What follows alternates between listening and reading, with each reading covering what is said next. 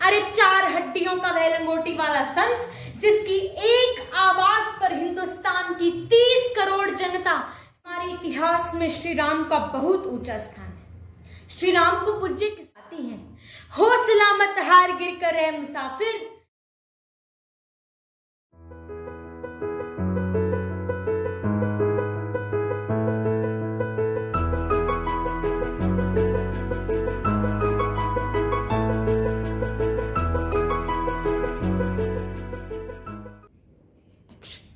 नाना पाटेकर की एक मूवी है प्रहार। उसका एक दृश्य है, नाना पाटेकर हीरो के रूप में कुछ अपराधियों की बुरी तरह पिटाई करता है। पिटाई के बाद एक छोटा बच्चा आकर उनसे कहता है, बहुत ताकत है इन हाथों में। इस पर हीरो अपने सिर पर अंगुली लगाकर कहते हैं, असली ताकत बाजुओं में नहीं दिमाग में होती है। यह छोटी सी घटना ताकत के दर्शन को स्पष्ट कर देती है। साथियों, संसार में शक्ति की पूजा होती है। सभी प्राणी शक्तिशाली बनना चाहते हैं, लेकिन शक्ति का अर्थ क्या है? असल में ताकत होती क्या है, यह जानना हमारे लिए बहुत जरूरी है। ताकत की पहचान तब नहीं होती जब हम दूसरों को पराजित या प्रताड़ित करते हैं। वास्तव में ताकत की पहचान तो इस बात से होती है कि हम विपरीत परिस्थितियों में कैसा व्यवहार करते हैं।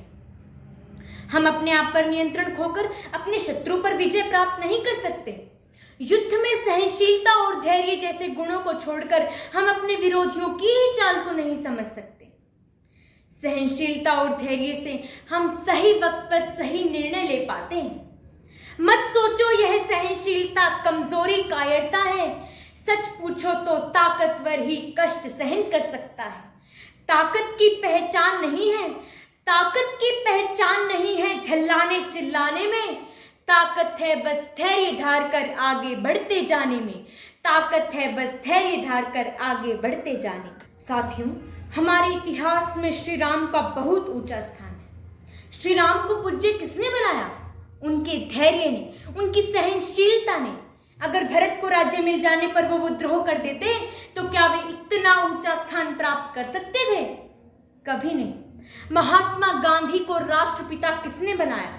उनके धैर्य ने, उनकी सहनशीलता ने। अरे 4 हड्डियों का वह लंगोटी वाला संत जिसकी एक आवाज पर हिंदुस्तान की 30 करोड़ जनता सड़कों पर उतर आती थी, क्या उसे कमजोर कहा जा सकता है? कदापि नहीं। किसी कवि ने कहा है, क्षमा शोभते उस भुजंग को जिसके पास करल हो, उसका क्या जो दंतहीन विषहीन विनीत सरल। श्रोतागण, आज सहनशीलता और धैर्य की कमी के कारण भाई भाई का और पिता पुत्र का शत्रु बनता जा रहा है। यह संसार युद्ध का मैदान बन चुका है। इन आपस के झगड़ों में 90% झगड़े सहनशीलता और धैर्य की कमी के कारण होते हैं। कोई हमारे प्रतिकूल बात करता है तो हम तुरंत प्रतिक्रिया करते हैं। यदि ऐसी स्थिति में हम अपनी प्रतिक्रिया को केवल 1 मिनट के लिए, केवल 60 सेकंड के लिए स्थगित कर दें, केवल 1 मिनट धैर्य से गुजार दें, तो हमारे 90% झगड़े समाप्त हो सकते हैं। साथियों, सहनशीलता और धैर्य ईश्वरीय गुण है। धरती माँ का धैर्य देखो, अपनी जननी माता का धैर्य देखो, क्या वे कमजोर हैं? साथियों, ताकत होती है मन में। उसी मानसिक ताकत का नाम है धैर्य और सहनशीलता। आज न केवल नौजवान, अभी तो बच्चे भी छोटी सी बात पर इतना उत्तेजित हो जाते हैं कि वे अपने सहनशीलता और धैर्य जैसे गुणों को छोड़कर आत्महत्या जैसे घृणित कार्य करने से नहीं चूकते। क्या यह अमूल्य जीवन इस प्रकार बर्बाद करने के लिए है? भाइयों बहनों, जीवन में सफलता है तो असफलता भी है, सुख है तो दुख भी है, मित्र है तो शत्रु भी है।